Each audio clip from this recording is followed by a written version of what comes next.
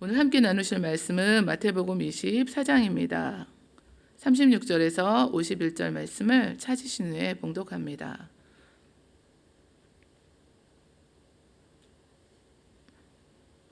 마태복음 24장 36절에서 51절 말씀을 함께 이 시간 봉독하겠습니다. 그러나 그 날과 그 때는 아무도 모르나니 하늘의 천사들도 아들도 모르고 오직 아버지만 아시느니라. 노아의 때와 같이 인자의 임함도 그러하리라. 홍수 전에 노아가 방주에 들어가던 날까지 사람들이 먹고 마시고 장가들고 시집가고 있으면서 홍수가 나서 그들을 다 멸하기까지 깨닫지 못하였으니 인자의 임함도 이와 같으리라. 그때 두 사람이 밭에 있음에 한 사람은 데려가고 한 사람은 버려둠을 당할 것이요 두 여자가 맷돌질을 하고 있음에 한 사람은 데려가고 한 사람은 버려둠을 당할 것이니라. 그러므로 깨어 있으라. 어느 날에 너희 주가 임할는지 너희가 알지 못함이니라. 너희도 아는 바니 만일 집 주인이 도둑이 어느 시각에 올 줄을 알았더라면 깨어 있어 그 집을 뚫지 못하게 하였으리라. 이러므로 너희도 준비하고 있으라. 생각하지 않은 때에 인자가 오리라. 충성되고 지혜 있는 종이 되어 주인에게 그 집 사람들을 맡아 때를 따라 양식을 나눠줄 자가 누구냐. 주인이 올 때 그 종이 이렇게 하는 것을 보면 그 종이 복이 있으리로다. 내가 진실로 너희에게 이르노니 주인이 그의 모든 소유를 그에게 맡기리라.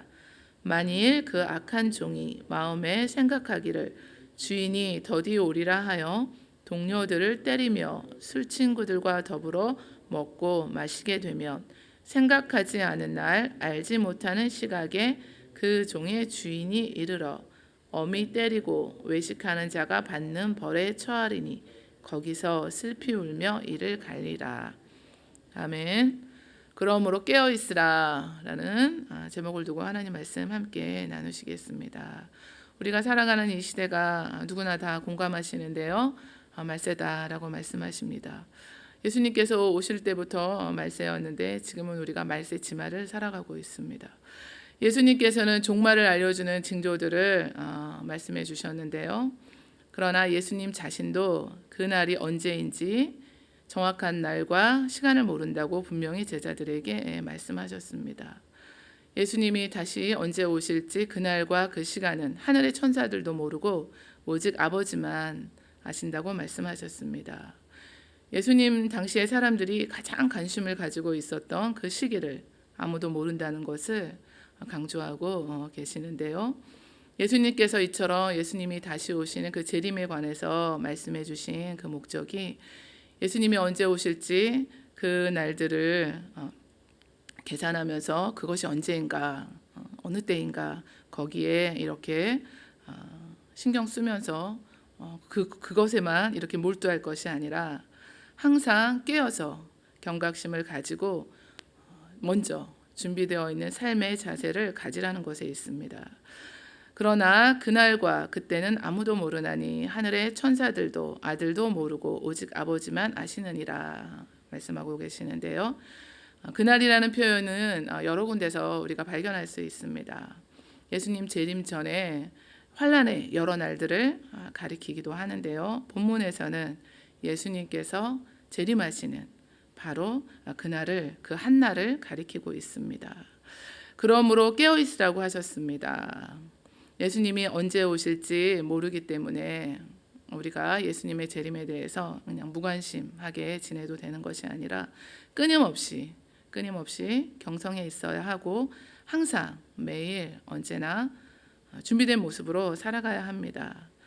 그러려면 영적으로 잠자는 상태에 빠지지 않아야 하고 항상 깨어 있어야 합니다. 예수님께서는 깨어 있으라 내가 너희에게 하는 이 말은 모든 사람에게 하는 말이니라 하셨습니다. 한 사람도 예외가 없습니다. 비유를 들어서 말씀을 해주고 계시는데요. 비유는 어떤 진리를 일상적인 이야기를 예로 들어서 알게 해주는 이해시켜주는 역할을 합니다. 예수님께서는 그 팔레스틴의 일상적인 일과를 예로 들어서 오늘 말씀해 주셨습니다. 들판에 나가서 일하는 남자들, 또 곡식을 가는 일과 같은 맷돌질을 하는 집안일을 하는 여자들의 모습을 들어서 말씀해 주셨습니다. 그때 두 사람이 밭에 있음에 한 사람은 데려가고 한 사람은 버려둠을 당할 것이요, 두 여자가 맷돌질을 하고 있으며 한 사람은 데려가고 한 사람은 버려둠을 당할 것이니라 말씀하셨습니다.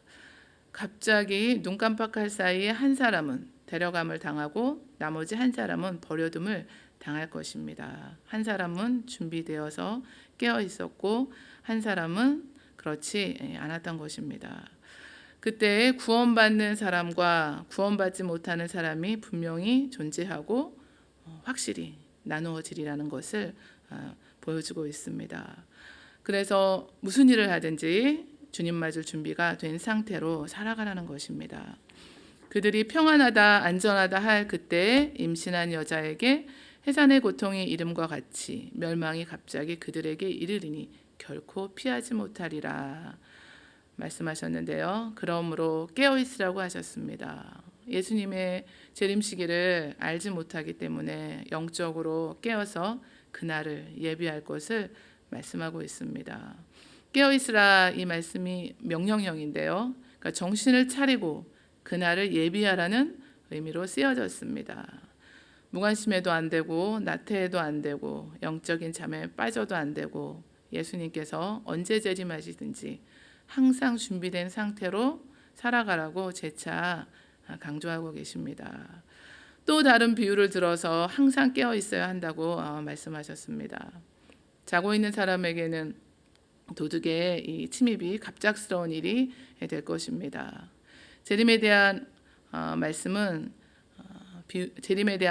우리가 찾아볼 수 있는데요. 주의 날이 밤에 도둑같이 이룰 줄을 너희 자신이 자세히 알기 때문이라 하셨고, 주의 약속은 어떤 이들이 더디다고 생각하는 것 같이 더딘 것이 아니라 오직 주께서는 너희를 대하여 오래 참으사 아무도 멸망하지 아니하고 다 회개하기에 이르기를 원하시느니라. 그러나 주의 날이 도둑같이 오리니 그날에는 하늘이 큰 소리로 떠나가고 물질이 뜨거운 불에 풀어지고 땅과 그 중에 있는 모든 일이 드러나리로다 말씀해 주셨고, 보라 내가 도둑같이 오리니 누구든지 깨어 자기 옷을 지켜 벌거벗고 다니지 아니하며 자기의 부끄러움을 보이지 아니하는 자는 복이 있도다라고 말씀하셨습니다.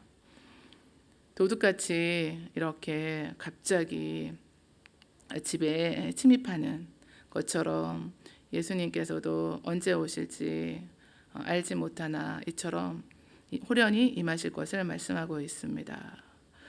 팔레스틴의 집들은 주로 건조시킨 흙벽돌로 지어졌다고 하는데요. 도둑이 허술한 벽을 뚫어서 그 집에 침입할 수 있었습니다. 집주인이 도둑이 언제 침입할지 들어올지 미리 알았다면 만반의 태세를 다 갖추었을 것입니다. 그러나 그렇지 못하기 때문에 도둑이 집에 들어오는 것을 막기 위해서는 항상 깨어 있어야 한다는 것입니다. 이러므로 너희도 준비하고 있으라. 생각하지 않은 때 인자가 오리라 말씀하셨습니다.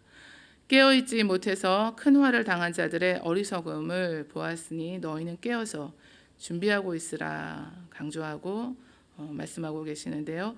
깨어있다는 것은 그러면은 무슨 뜻일까요? 여러 가지 의미가 다 들어있겠지만 먼저는 우리 주님과 늘 친밀한 관계를 유지하는 것입니다. 이를 위해서 우리는 깨어있음을 위해서 예수님과 늘 친밀한 관계 가운데 나아가기 위해서 우리 성령님의 도우심을 구하고 매일 말씀과 기도로 깨어있어야 합니다. 또 나에게 맡겨주신 사명을 감당하는 가운데 예수님의 재림을 기다리라고 말씀하셨습니다. 그러니까 무책임한 삶을 살아서는 안 된다고 말씀하셨고, 우리가 아무 일도 하지 않고 기다리거나 또 우리가 좋아하고 만족하는 일만을 또 추구하거나 하는 것이 아니라 하나님 나라 확장해가는 일에 어떻게든지 우리가 동참하면서 예수님의 다시 오심을 기다려야 합니다. 하나님의 복음이, 주의 복음이 온 세상에 전해져야 합니다. 그래서 주일에 피지와 바누아투 팀들이 출발을 했는데요. 이렇게 직접 가시는 분들이 있습니다. 또 겨울옷을 교회로 가져다 주셔서 현지인들에게 전달할 수 있도록 많은 분들이 함께 동참해 주셨습니다. 그리고 지금도 이렇게 기도해 주시는 분들이 또 많이 계십니다. 선교팀이 바누아투 타나섬의 교회 봉헌 예배도 참석하게 됩니다. 하나님의 교회를 세워서 사람들이 하나님을 예배하고 또 신앙을 성장시켜 갈 수 있도록 돕는 일에 우리가 동참해야 합니다. 주님의 복음이 전해진 일에 그 일을 감당하기 위해서 내가 할 수 있는 일은 무엇이 있을까를 늘 우리가 깨어서 그 일들을 감당해 나가야 합니다. 선교에 동참하고 또 어려운 이웃을 돌아보고 복음을 전하고 구제하고 이렇게 하루하루를 살아가면서 예수님의 재림을 맞이해야 한다는 것입니다. 고대에서는 한 주인이 또 종 하나를 택해서 모든 가사를 일임하는 것은 아주 흔한 일이었습니다. 그러니까 요셉이 보디발의 집에서 모든 것을 관리하도록 그 위임받은 것과 같은 상황인데요. 오늘 충성되고 지혜 있는 종이 되어서 주인에게 그 집 사람들을 맡아 때를 따라 양식을 나눠줄 자가 누구냐 말씀하고 있습니다. 먼저 충성되다라고 말씀하셨는데요. 신임이 가고 충실하다는 뜻입니다. 주인이 맡겨준 일을 주인이 신경 쓰지 않아도 주인의 뜻대로 충성되게 성실하게 감당할 때 이런 칭찬을 받게 됩니다. 그 집 사람들을 맡아서라고 말씀하셨는데요. 주인과 같은 마음으로 자신이 맡은 일을 감당했습니다. 우리에게 주어진 그 직분과 사명이 있는데요. 이것들을 우리가 변함없이 일관되게 같은 마음으로 한 자세로 충성을 다해야 한다는 것입니다. 열심히 하다가도 시험이 오고 또 어려운 일이 생기면은 봉사의 자리를 우리가 다 내려놓고 이렇게 떠나는 경우가 있습니다. 그리고 처음 믿었을 때 우리가 그 열심이 식어지는 경우가 있습니다. 주님의 마음, 주님을 향한 우리의 마음도 그렇습니다. 그리고 교회를 향한 우리의 그 마음도 그렇습니다. 그러나 주인의식을 가지고 이제까지 지금껏 해온 것처럼 저희에게 맡겨주신 그 일을 변함없이 꾸준히 감당해내고 충성되고 지혜로운 저희 모두가 되어야겠습니다. 특별히 우리 그런 직분자들 다 되시기를 원하는데요. 충성되고 지혜 있는 종은 주인이 언제 돌아올지 모르지만 주인이 돌아와도 부끄럽지 않은 삶을 이처럼 살았습니다. 변함없이 자기 맡은 일에 충성을 다하고 있었기 때문입니다. 그 결과 큰 칭찬을 받았습니다. 주인이 올 때 그 종이 이렇게 하는 것을 보면 그 종이 복이 있다고 하셨습니다.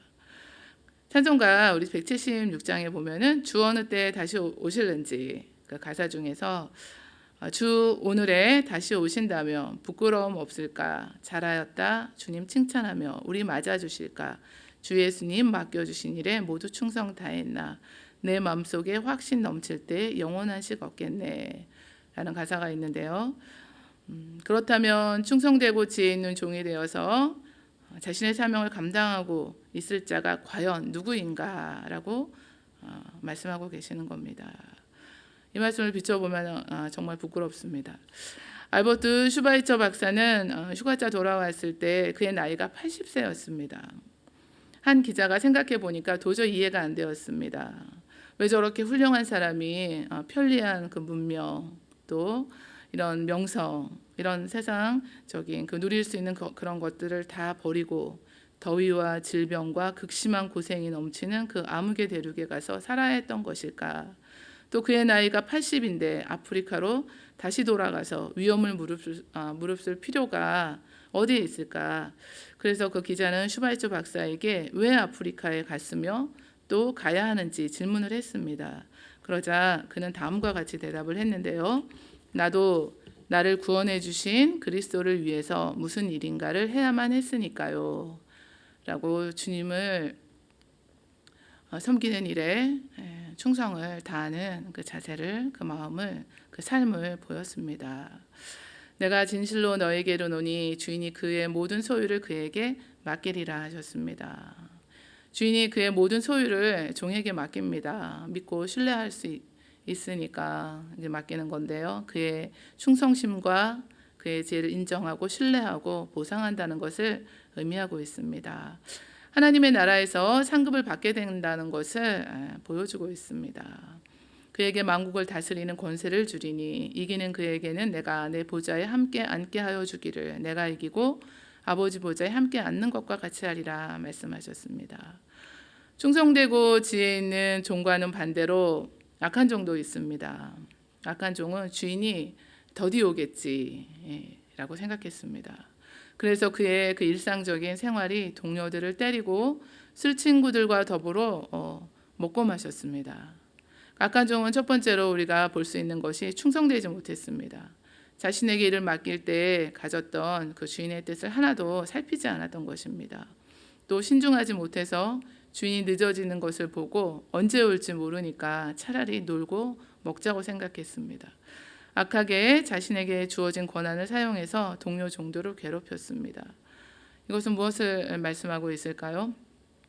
예수님과 인격적인 관계를 갖지 못하고 생활했던 것입니다. 주인의 오심을 항상 염두에 두고 살았다면 그렇게 악을 행하고 방탕에 빠지는 일은 없었을 것입니다. 그 결과 예기치 않은 시간에 주인이 오게 되고 벌을 받게 됩니다. 최후 심판날에 자신이 행한 대로 형벌을 받게 될 것입니다. 재림신앙이 고조되었던 초대교회에서는 예수님의 그 십자가 사건 이후에 이제 곧 종말이 올 줄 알고 있었습니다. 그러다가 하루 지나고 이틀 지나고 이렇게 시간이 계속 흐르다 보니까 종말이 오지 않고 예수님이 다시 오시지 않자 실망해서 세상으로 발길을 옮기거나 이단 종교로 돌아선 자들이 많았다고 합니다. 우리가 살아가는 이 시대 가운데도 우리 믿는 저희들은 예수님의 재림이 있으리라는 그 믿음과 확신과 소망 가운데 근신하며 깨어서 살아가시기를 원합니다. 우리가 예수님과 늘 친밀한 관계를 가지고 살아가야 한다는 것, 이것이 우리에게 첫 번째로 깨어 있음이 되고, 또 끊임없이 우리 성령님의 도우심을 구하고 매일 하루도 경계심을 늦추지 않고 깨어서 하나님의 말씀과 기도로 우리가 깨어서 또 나에게 주신 직분과 사명을 충성되이 감당하면서 복음을 전하는 일에, 주님의 사랑이 흘러가는 일에 동참하고 나에게 또 내가 할 일은 무엇인가, 이런 것들을 우리가 되새겨 보면서 예수님의 그 다시 오심을 기다리시는 저와 여러분들 다 되시기를 원합니다.